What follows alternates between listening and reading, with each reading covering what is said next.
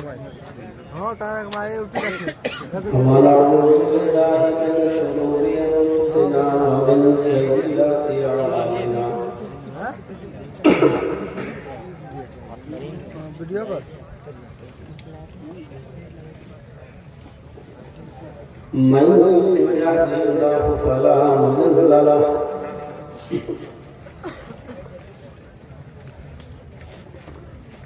ومن يضلله فلا هادي له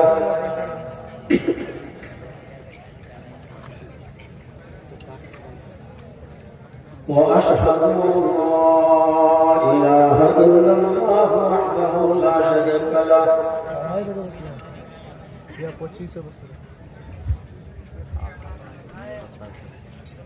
وأشهد أن محمدا عبده ورسوله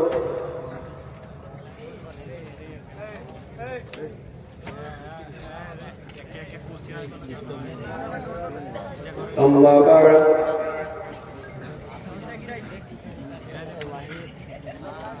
فإن خير الحديث كتاب الله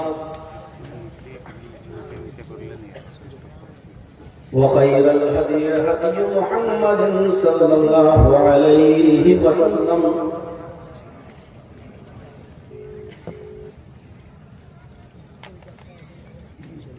وشر الأمور محدثاتها وكل محدثة بدعة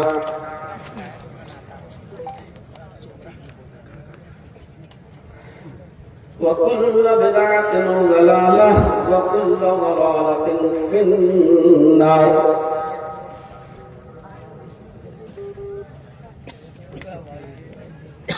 أعوذ بالله من الشيطان الرجيم بسم الله الرحمن الرحيم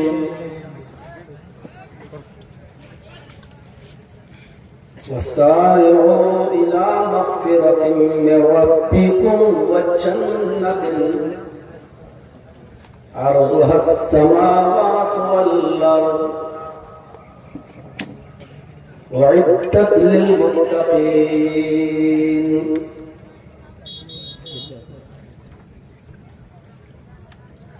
رب اشرح لي صدري ويسر لي أمري واحلل عقدة من لساني يفقهوا قولي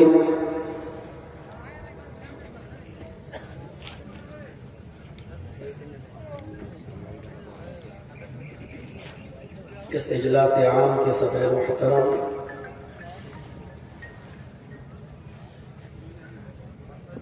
معقر علماء کرام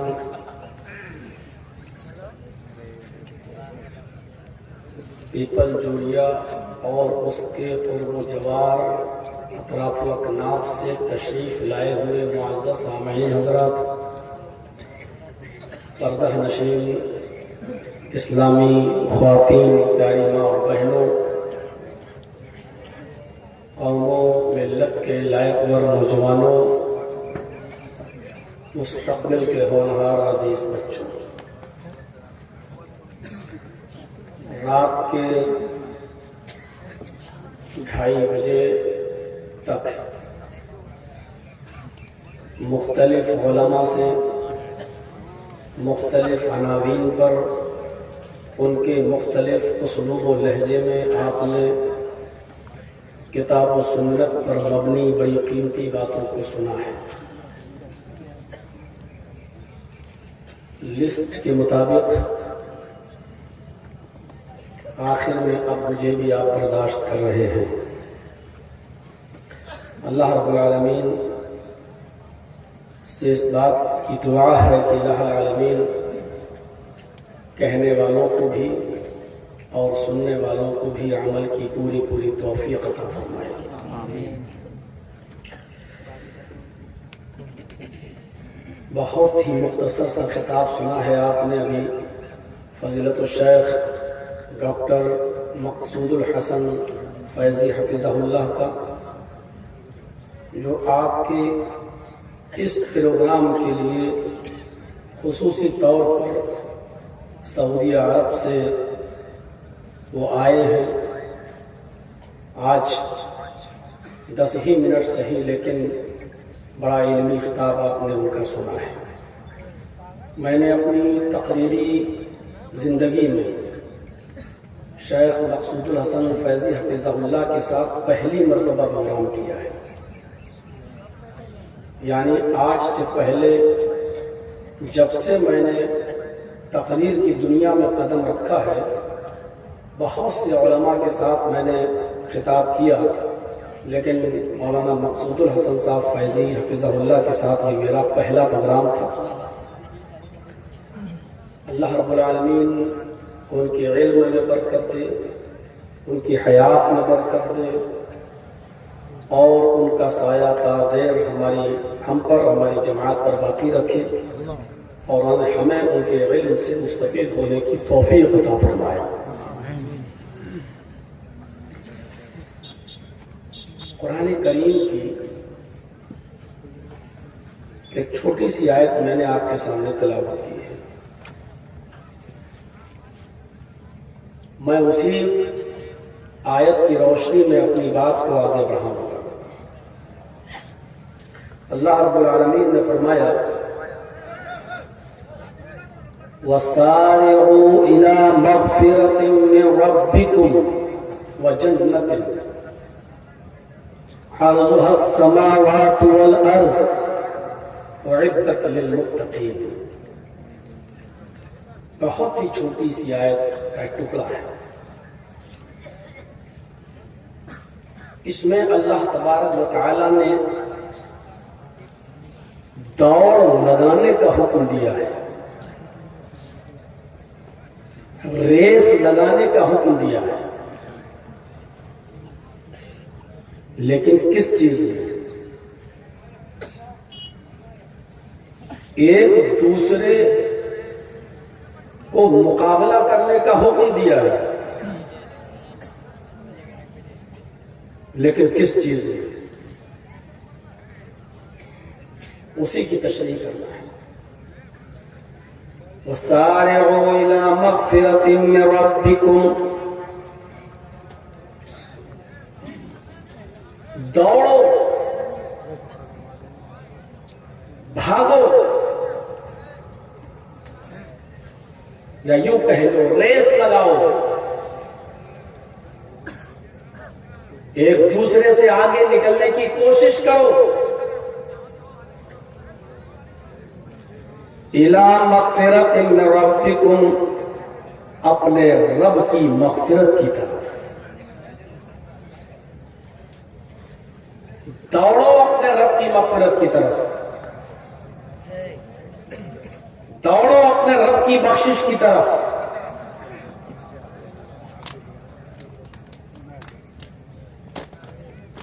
وَجَنَّةٍ، اور اس جنت کی طرف ریس لگاؤ، اس جنت کی طرف. عَرْضُهَا السَّمَاوَاتُ وَالْأَرْضُ، جس کا طول و عرض زمین و آسمان کے برابر ہے، جس کی لمبائی اور چوڑائی زمین اور آسمان کے برابر ہے. اعدت للمتقین، اور جو صرف متقیوں کے لیے، اللہ سے ڈرنے والے لوگوں کے لیے تیار کی گئی ہے. اس آیت پر گھنٹوں بولا جا سکتا ہے، بلکہ اس آیت پر کئی کئی دن خطاب کیا جا سکتا ہے. یہ پہلی آیت ہے جس میں اللہ رب العالمین نے مقابلہ کرنے کا حکم دیا ہے، ایک دوسرے سے آگے بڑھنے کا حکم دیا ہے، ایک دوسرے کے ساتھ ریس لگانے کا حکم دیا ہے. ورنہ پورا قرآن پڑھ جائیے، اللہ رب العالمین نے کہیں پر بھی کسی کو پیچھے کرنے کا، ڈھکیلنے کا یا اس کو نقصان پہنچا کر اس سے آگے بڑھنے کا آرڈر یا حکم آپ کو پورے قرآن میں کہیں نہیں ملے گا. دوڑ لگانے کا حکم دیا ہے، مسارعات کا حکم دیا ہے، ریس لگانے کا حکم دیا ہے، تو صرف اس آیت میں، اور وہ بھی مغفرت کی طرف، اپنے رب کی بخشش کی طرف۔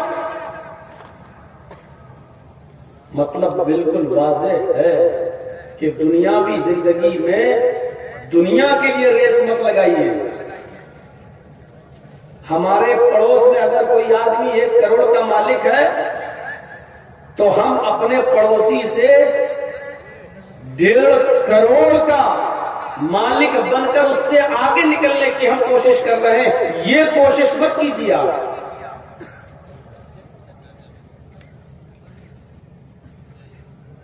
ہمارے گاؤں میں فلاں آدمی اتنی جلدی 5 سال پہلے وہ ٹیکسی چلاتا تھا اور آج اس کا یہ حال ہو گیا۔ ہم بھی اس سے آگے بڑھیں۔ جب کوئی آدمی دنیا طلبی میں اور دنیا کی چاہت میں جب کسی دوسرے سے آگے بڑھنے کی کوشش کرتا ہے تو پھر وہ حلال و حرام کی تمیز اور فرق کو مٹا دیتا ہے۔ پھر وہ یہ نہیں دیکھتا، اس کے سر پر ایک جنون ہوتا مجھے اس سے آگے بڑھنا ہے۔ کیسے بڑھنا ہے اس کا دماغ وہاں کام نہیں کرتا۔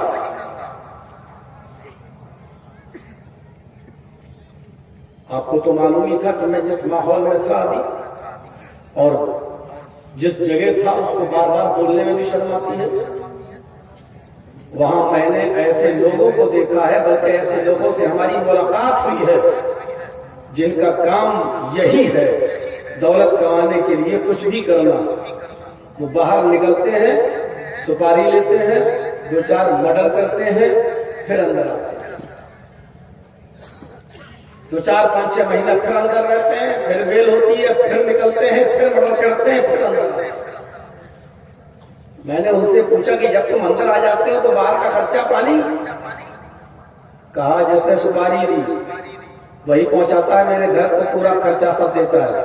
ہم نے کہا وہ کر جائے، وہ سوچ لے کہ میرا تو کام ہو گیا، مجھے تو جس کو مروانا تھا مروا دیا۔ کہا پھر نکلنے کے بعد پھر اس کی خیر نہیں، اس کا مرڈر کروں گا، پھر اندر آؤں گا۔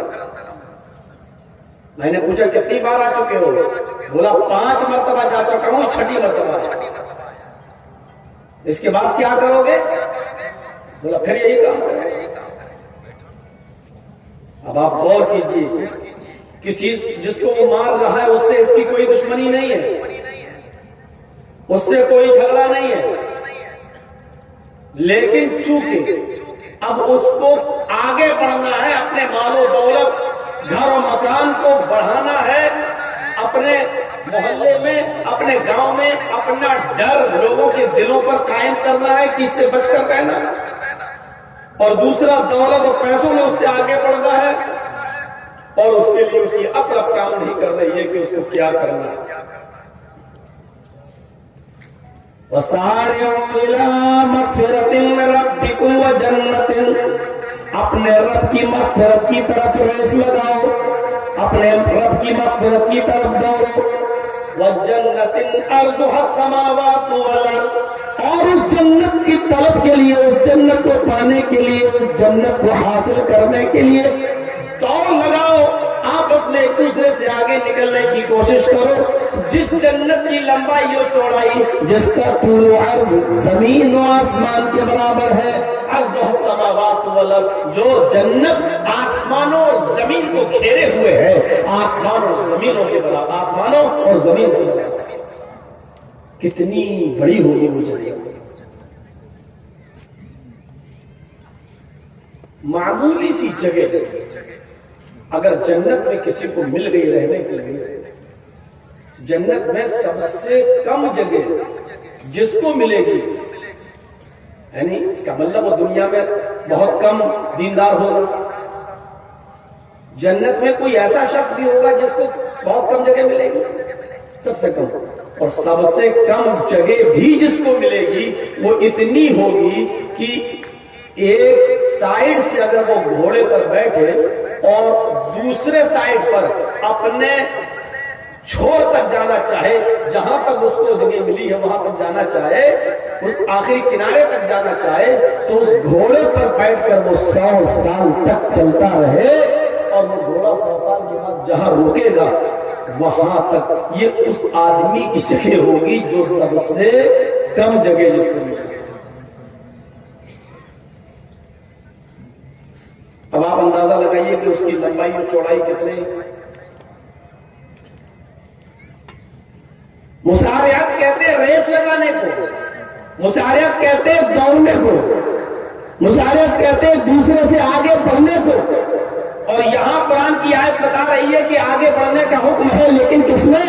اپنے رب کی مغفرت کی طرف دوڑنے میں اور جنت کو پانے میں۔ اور جنت کو پانے کے لیے ہمیں جنت جیسے کام کرنا پڑیں گے۔ مرڈر کر کے جنت نہیں ملے گی، دھوکہ دے کر روزی کمانے میں جنت نہیں ملے گی، دکان پر بیٹھ کر دن بھر 3-5 کرتے رہو، جھوٹ بولتے رہو، 100 کا مال 500 میں بیچتے رہو، کہتے رہو کہ اللہ کی قسم 50 روپے تو بچ رہے ہیں، کیا 50 روپے بھی ہم آپ سے نہیں کمائیں گے تو کیا؟ دن بھر یہ سب بہانے بازیاں کرتے رہو تو ایسے جنت نہیں ملتی۔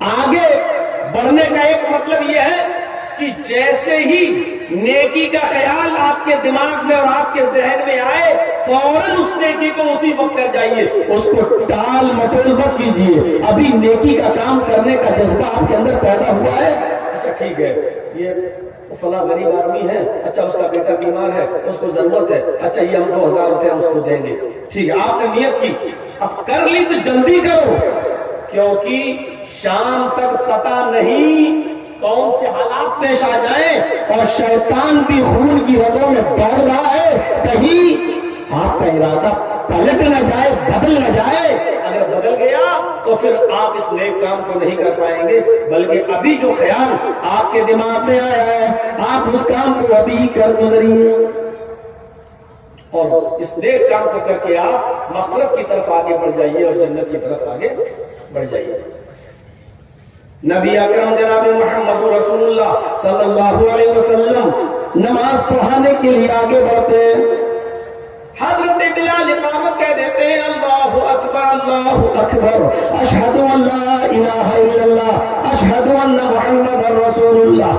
نبی اکرم اپنے حجرے سے نکلتے ہیں، سیدھے مصلی امامت پر جاتے ہیں، آپ کھڑے ہیں مصلی امامت پر، یا اقامت پوری ہوتی ہے، اللہ اکبر لا الہ الا اللہ، یہاں اقامت جیسی مکمل ہوتی ہے، ویسے ہی اللہ کے نبی صلی اللہ علیہ وسلم صحابہ سے فرماتے ہیں استووا صفوفکم، اپنی صفیں درست کر لو، اپنی صفیں صحیح کر لو۔ صحابہ ابھی صفیں درست ہی کر رہے تھے، ابھی ایک دوسرے سے قدم اور ٹخنے سے ٹخنا ملا ہی رہے تھے، اتنے میں نبی اکرم صلی اللہ علیہ وسلم کو کوئی چیز یاد آ گئی اور آپ نے نماز نہیں پڑھائی۔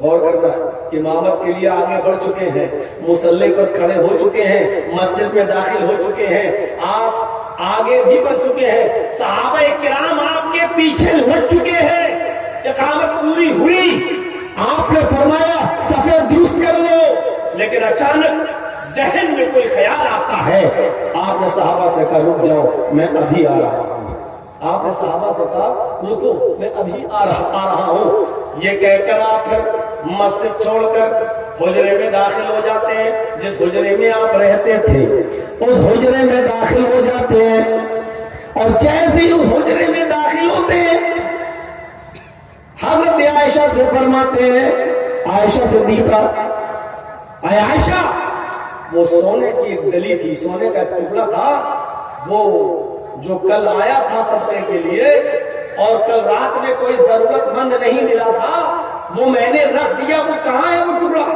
فرمایا وہ تو آپ کے تکیے کے نیچے ہے۔ نبی اکرم نے تکیہ اٹھایا، تکیے کے نیچے سے وہ سونے کا ٹکڑا اٹھایا اور اس ٹکڑے کو لے کر ایک قبیلے میں گاؤں میں چلے جاتے ہیں، اور پتا چلتا ہے کہ یہاں سب سے زیادہ ضرورت مند کون انسان ہے، کون آدمی ہے؟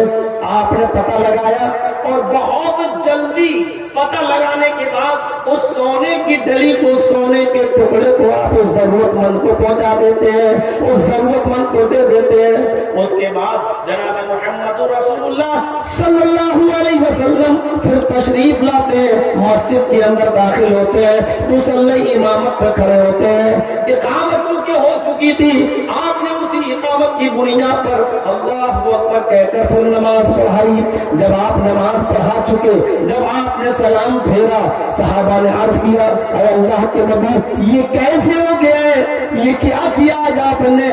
اقامت ہو چکی تھی، جماعت کھڑی تھی، ہم لوگ سب تیار تھے، آپ کی تکبیر تحریمہ کا انتظار کر رہے تھے، ہم تو نیتیں اپنی باندھنے والے تھے، ہم سب کے چہرے قبلے کی طرف تھے، ہم سب آپ کی تکبیر تحریمہ کا انتظار کر رہے تھے کہ اچانک آپ پلٹے، آپ نے فرمایا رک جائیے۔ پھر آپ اپنے گھر جاتے ہیں اور پھر گھر سے باہر نکلتے ہیں، پتہ نہیں کس گاؤں سے آپ تشریف لا رہے ہیں اور آپ آ کر نماز پڑھانے لگتے ہیں۔ آپ نے ایسا کون سا کام آپ کو پڑ گیا کہ نماز جیسی بڑی عبادت اور نماز جیسی اہم عبادت بھی آپ نے اس کام کے لیے چھوڑ دی اور آپ اس کام سے فارغ ہو کر پھر آپ نماز پڑھاتے ہیں؟ آپ نے فرمایا میرے ساتھیوں کل کچھ مال آیا تھا، اس میں سونے کا ایک ٹکڑا بھی تھا، میں نے مال کل غریبوں اور مسکینوں میں تقسیم کر دیا، ضرورت مندوں میں تقسیم کر دیا، سونے کا ٹکڑا رہ گیا۔ میں نے سوچا رات لمبی ہے، کوئی نہ کوئی ضرورت مند رات کی تاریکی میں بھی آ جاتا ہے، میں اس ضرورت مند کے حوالے کر دوں گا۔ فجر تک کوئی نہیں آیا، پھر ابھی بھی میں نے دیکھا آپ اس نماز کو ادا کرنے کے لیے آئے، ابھی بھی کوئی ضرورت مند نہیں ملا۔ جیسے میں مصلی امامت پہ کھڑا ہوا، میرے ذہن میں یہ خیال آیا کہ اس سونے کے ٹکڑے کو سب سے پہلے غریبوں اور مسکینوں میں تقسیم کر دیا جائے۔ تو میں گیا اور میں نے اس کو تقسیم کر دیا، ضرورت مند تک پہنچا دیا اور اب میں آیا۔ اب صحابہ کا سوال سنیے، اے اللہ کے رسول یہ کام تو نماز پڑھانے کے بعد بھی کر سکتے تھے، یہ کام تو آپ نماز پڑھانے کے بعد بھی تو کر سکتے تھے۔ آپ نے فرمایا فجر میں جب یاد نہ رہا تو ظہر کے بعد بھی تو میں بھول سکتا تھا، یا کوئی بھی نماز پڑھانے کے بعد بھی تو میں بھول سکتا تھا۔ میں نہیں چاہتا ہوں، موت و زندگی کا کوئی بھروسہ نہیں، کہیں اس حال میں میرا انتقال نہ ہو جائے، کوئی ملک الموت میری روح قبض کرنے کے لیے چلائے، اس حال میں میں اللہ کے پاس جاؤں کہ جب اللہ سوال کرے تو مجھے اس کے جواب بھی کہنا پڑے۔ ہاں غریبوں کے لیے ایک سونے کا ٹکڑا تھا جو میں دے نہیں پایا، غریبوں تک پہنچا نہیں پایا، اس لیے وہ ٹکڑا میرے گھر میں رہ گیا۔ میں چاہتا تھا کہ جب میری سامنے ملک الموت آئے تو میں بہت سی باتیں سوچوں، تو اس میں یہ بھی سوچوں کہ جب اللہ مجھ سے پوچھے تو میں یہ کہوں کہ میں اپنے گھر میں کوئی چیز چھوڑ کے نہیں آیا۔ جب میرے ذہن میں یہ خیال آیا سونے کا ٹکڑا رہ گیا تو میں نے سوچا کہ پہلے اس کو تقسیم کر دو، یہ نہ بھول جاؤں، اس لیے کہ نماز کا پڑھانا تو میں بھولتا نہیں ہوں، ہاں صدقہ و خیرات میں بھول سکتا ہوں کیونکہ یہ غریبوں کا حق ہے، اس لیے میں گیا اور پہلے میں نے یہ نیک کام کر دیا اور غریبوں تک ان کا حق جو تھا وہ میں نے پہنچا دیا۔ اب میں یہاں پر آیا ہوں اور نماز پڑھایا ہوں، الحمدللہ اب میں ایسا ہوں کہ اگر میری روح بھی نکل جائے اور اللہ سوال کرے تو میں کہہ سکتا ہوں کہ میں نے اپنے گھر میں کچھ بھی نہیں چھوڑا۔ یہ کون سا تصور تھا اور اس واقعے کے پیچھے کون سی تعلیم چھپی ہوئی ہے، کون سا درس چھپا ہوا ہے، کون سا میسج چھپا ہوا ہے، کون سا پیغام چھپا ہوا ہے اس واقعے کے پیچھے؟ وَسَارِعُوا إِلَىٰ مَغْفِرَةٍ مِّن رَّبِّكُمْ وَجَنَّةٍ، دوڑو اپنے رب کی مغفرت کی طرف اور اس جنت کی طرف جس کا طول و عرض آسمان اور زمین کے برابر ہے۔ دوڑو، جیسے ہی خیال آیا نیکی کا کام کر دیا۔ بھولی ہوئی چیزیں دو ہی جگہ یاد آتی ہیں، یا تو نماز میں یا لیٹرین میں. پورے دن آپ کو کچھ یاد نہیں ہے، اب لیٹرین کرنے بیٹھ جائیں اچانک یاد آ جائے. ہاں ایسا ہوتا ہے، اور یہ انسانی فطرت میں داخل ہے. یہی سونے کا ایک ٹکڑا نبی اکرم کو نماز میں، حالانکہ آپ کو نماز کے اندر نہیں، نماز سے پہلے یاد آ گیا. اور اسی قسم کا ایک واقعہ عطاء الغفرت میں حضرت ابوبکر صدیق رضی اللہ تعالیٰ عنہ کے بارے میں لکھا. ان کو لیٹرین میں قضاء حاجت میں یاد آیا. اس زمانے میں لوگ لوٹا لے کر، برتن لے کر کھیتوں میں قضاء حاجت کے لیے جایا کرتے تھے. حضرت ابو